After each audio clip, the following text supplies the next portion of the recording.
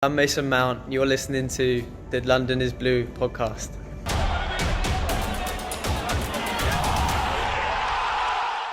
And then as we get into kind of some more questions, Nick, I think kind of mentioned at the beginning, Pedro and Willian have officially signed these short-term extensions.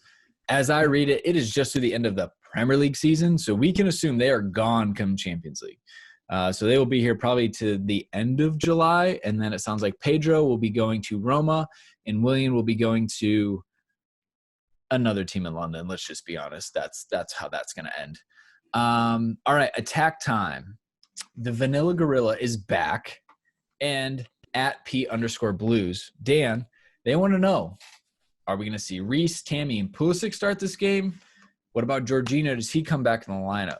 What is the formation going to be? I think the question here is, how much rotation is Frank bringing to it? If they didn't start last game, is that a pretty good sign they're going to start this game?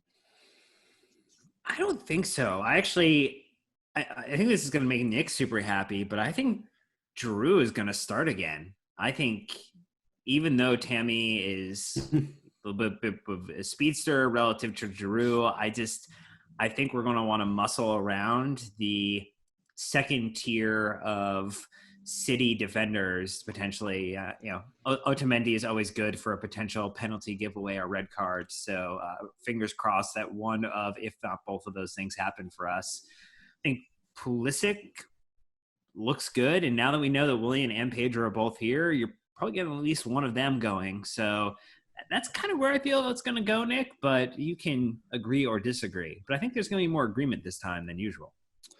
Yeah, I mean, think back to the City match in, what was it, November, I think, it was early November, right after we went on that nice little winning streak at the beginning of the season. I think it's really hard to not match City with three in midfield, right? Because they just get to the point where they're kind of like Liverpool and they overwhelm the midfield, control the ball for a large portion of the game, and you end up chasing shadows a lot. And I don't think Frank's going to want to do that. And in fact, when we played Liverpool and City this year, the reason those games have been close is because our midfield has typically measured up in a pretty solid way. So I would anticipate that you're going to see some rotation for sure. I don't know if it's going to be kind of everyone who came on as a sub is now a starter. So I don't know if you're going to move Ross Barkley, Tammy Abraham, Pulisic, and Reece James into the starting spot right away. But I'm pretty sure they're going to try and match up in the midfield. And I have a sneaky suspicion that Billy Gilmore is going to sit as our sixth tomorrow. And I think wreak havoc from a passing standpoint in the game. I suppose, as bold and ridiculous of a statement that is, Nick, that City have the least physical midfield probably in the Premier League, comparatively. Against Burnley, they played Rodrigo, who got destroyed by Ederson. It was Garcia. Never mind. But they've got Rodrigo, Bernardo Silva, and David Silva, which is not a big midfield. So he would have some chance. And again, their attackers tackling back on him, Mahrez, Phil Foden, Ilkay Gundogan, De Bruyne, Sterling, Jesus, Sané, not big guys. So maybe I think you could see him fit in if you're looking at it from that angle. You're almost certain that De Bruyne is going to play tomorrow at some level, whether he's a sub or a starter. So it's not going to be their most lightweight midfield. My guess is that they're going to play Rodrigo, Gundogan, and De Bruyne in the midfield because Silva started last game. Yeah. So I mean, if you're just going to measure that up, I would rather have Billy as our six, who's a little bit more mobile, especially if we get into a counterattack situation, than Jorginho, because I don't know if that's a great matchup personally for me. Well, and we have to think about the fact that Jorginho hasn't played any competitive football yet. He's coming off of his suspension. So that is one thing where, Villa is potentially a good ramp back into playing football. I don't know if City is the one team that you want to basically plop back in with having played no minutes yet. I don't think that sits right with me, and I think that's something Frank will have to consider. Well, Nick, I can't remember because I was reading things on Manchester City's results against Burnley. If you said who'd be the striker, I'm not sure about Ollie Giroud. I mean, they have Fernandinho and Otamendi. Then they could pull in Laporte. They could pull in Walker, maybe. But for the most part, their center backs with Fernandinho and Otamendi are pretty slow. So I do think that's an opportunity to exploit with Pulisic and Mount or Willian on either wing, attacking them as well very directly. Because we know how far they push up their outside backs. That's always been a gap in City's team. The problem is getting it off them and being able to hit a pinpoint pass and running at them. So I do like the idea of the mobility of hitting on the counterattack. If I were to play devil's advocate, you say, well, Giroud's the best hold-up player. You could hit it up to him, and he could lay off to the runners coming off him. But from an attack, I look bias, understandably, but I want direct players. So maybe that's a Pedro and Pulisic, some of the most direct players that just put their head down and go to goal for the City to hit on the counter. Maybe that's the way to set up the attack. But the striker, it's weird thinking that maybe the striker isn't as set as it was before. It was like, oh, it's Tammy's show. Now we're like, well, I don't know. Drew offers a lot. He signed an extension. Maybe we should let the guy do his thing. He also scored a goal too. I mean, he just scored I heard a goal. That. Deflected. Okay. Lucky.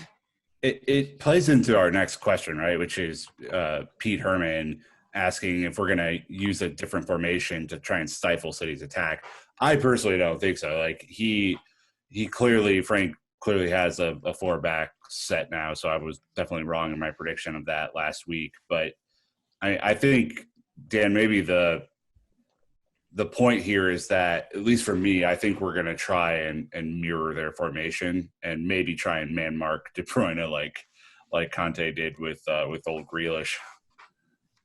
Man, Conte versus Jack, right? De Bruyne would be very fun to watch. I mean, you don't often get to watch two of the best midfielders in football go up against one another. Best on best, yeah. Yeah. Anytime you can get that for the neutral fan watching the match tomorrow or watching it today when we have to release this, that is going to be a joy to watch. It was like Peyton versus Brady, right? Getting to watch that, year after year, some of the best football ever, as Brandon smirks. If you say so. I didn't watch Peyton versus Brady. Believe That's us, on me, though. Many touchdowns between them. Quite good quarterbacks. Great. Love it. We'll talk about the defense. You've got your back 3 or 5 versus back 4. And I was actually talking to some people on Discord, Nick, do you want Alonso isolated on the left in a 4-back set in this match? Absolutely not. Do you think he's going to play Emerson? That would be kind of a big surprise. So if you do go 3-back set with 2 of Zuma, Christensen, Rudiger, you slot Aspian. But again, we have to assume, can Reece James even play on the right wing? He didn't look like it in the last match.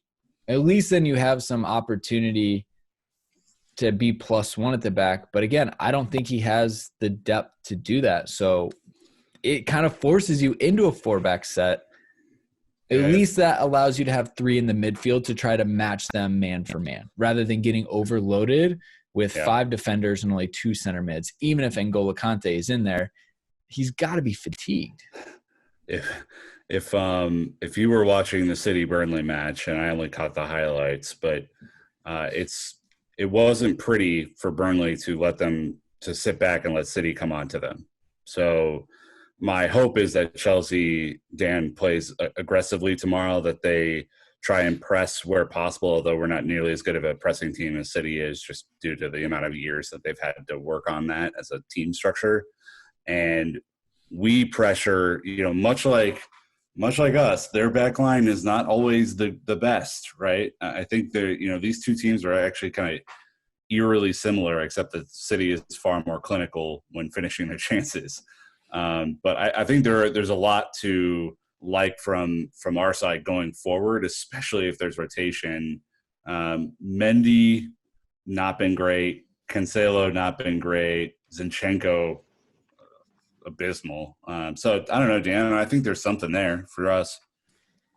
I actually think we'll go back four. We'll have a healthy Reece James in the right back spot. You'll move Dave over back to left back. You don't have the option for Tomori, so I guess it's probably going to be Zuma and Rudiger. I think we really miss having Zuma in there, and I think Zuma is also able to, it's just better in the air.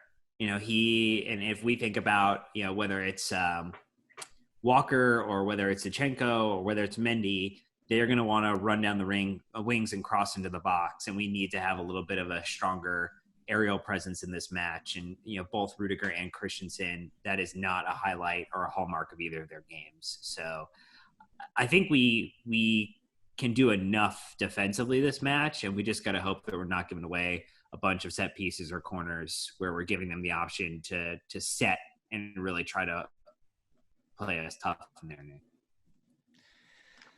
Look, either way, look, City, they're not a big crossing team though. When you say crosses, it's usually crosses on the ground or in behind the defense, right? Crosses don't have to be in the air. And that's what they're so good about. Or finding the late runner through the box, right? They'll cut back to the top of the box to those crosses. And that's where we can't have that lapse that we had last match against Villa, the not tracking markers. City will just pick you apart. They will destroy you if you let people run free in and around the box. And that is something that we can't allow. So shout out to Millhouse and Ahmed for Ahmed Bangura 1 on Twitter for throwing us the defensive questions. By the way, I think Christensen starts tomorrow. I'm glad you got that in, because I wouldn't have gone that way. But Ahmed even saying our defense makes me extremely nervous. Understandably so, my man. Like, I get it. To be fair, City makes most defenses nervous, so that's not just us.